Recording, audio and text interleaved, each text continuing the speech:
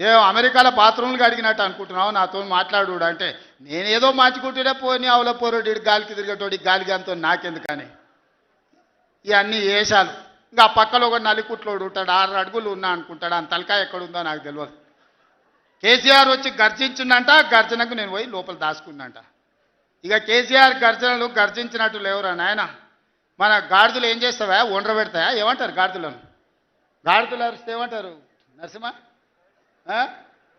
గట్లున్నది మీ గాండ్రింపులకు, మీ బెదిరింపులకు, ఉడత ఊపులకు భయపడ్డోడు ఎవడు లేడు బిడ్డ. ఈడ దుక్కి దున్నిన చేతులు ఉన్నాయి. మీరేదో తోలు తీస్తా అంటే తీపించుకోనికే లేము.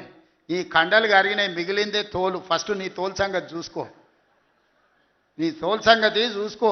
ఊర్లో మాకు తెలుసు, ఊర్లల్లో నాటుకోళ్ళు ఉంటాయి కదా, కోని కాల్చినాక మనం మంచిగా కాల్చి తోలు తీసి పసుపు పెడతాం కదా, మంచిగా తోలు తీసి పసుపు పెడతారు బిడ్డ మా కొడంగల్లోళ్ళు. నువ్వేదో తెలివితేటలు అనుకుంటున్నావు.